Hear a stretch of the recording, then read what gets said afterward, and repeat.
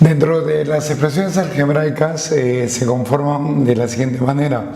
Para definir una expresión algebraica lo tenemos como una reunión. Una reunión, un conjunto de letras y números, específicamente hablando, una reunión de variables y constantes. Vamos a reunir variables y constantes solo por las operaciones matemáticas elementales.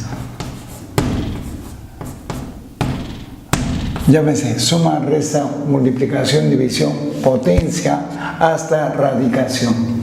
¿Sí? Tendríamos, por ejemplo, esta forma de expresión algebraica.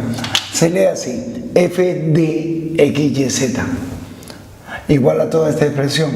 Sería 3a que multiplica x sexta más raíz cúbica de y z. Aquí distinguimos lo siguiente, que las variables son las letras enmarcadas en el paréntesis. Bien, es decir, x, y, z se denominan variables.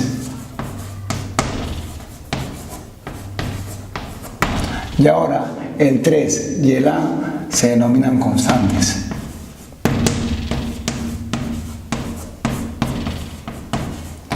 Listo.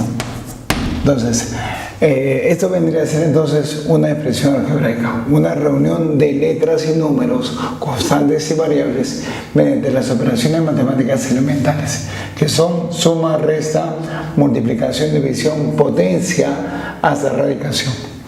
Dentro de la clasificación de expresiones algebraicas tenemos para dividirlas en dos partes, en las denominadas racionales y las irracionales.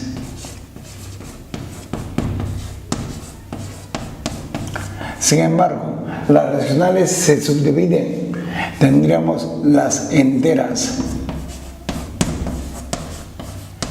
y las racionales fraccionarias. Esto en un primer instante de acuerdo al exponente de su variable. Si notamos que todos los exponentes de la variable son enteros y no negativos, entonces se llama racional entera. O mediante las operaciones que notamos en la expresión. Si en la expresión solamente tenemos para las variables suma, resta y potencia solamente, ¿sí? Si notamos entonces eso en una expresión, se le va a llamar racional entera. Sin embargo, la racional fraccionaria aparece cuando el exponente de la variable es un número entero negativo. Basta con que haya un negativo y los demás positivos enteros para que la expresión deje de llamarse entera para convertirse en fraccionaria. Y esto también puede ocurrir si notamos que hay una división de variables o exponente negativo de variables. Siguiente, las irracionales aparecen cuando los exponentes de la variable son fracciones. Si notamos que el exponente de la variable es una fracción, así, una variable elevada a un exponente fraccionario, ¿ya? O una raíz, obvio, una raíz aplicada a variables. A ver, me explico. Tenemos acá una serie de expresiones y solamente vamos a clasificarlas según estas formas. Por ejemplo, la primera, ¿qué clase de expresión algebraica vendría a ser? Mira, tiene una raíz cúbica a una variable, por lo tanto es una expresión algebraica irracional.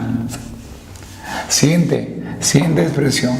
Esta también es una expresión algebraica, pero el -1 no cuenta números.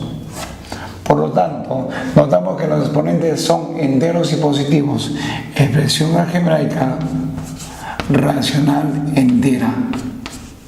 Siguiente forma. Esta también es una expresión algebraica, pero es una raíz a variables. Entonces también vendría a ser una expresión algebraica irracional.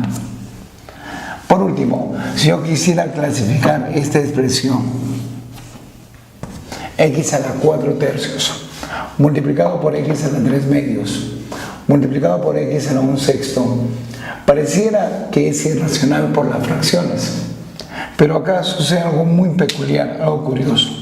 que cuando reducimos esta expresión sería x por x por x. Colocamos x y sumamos los exponentes. Pero la suma de estas tres fracciones particulares sale entero y sale 3. Entonces es por ello que esta expresión se llamaría una expresión algebraica racional entera. Es decir, para poder clasificar cualquier expresión la tienes que plenamente reducir.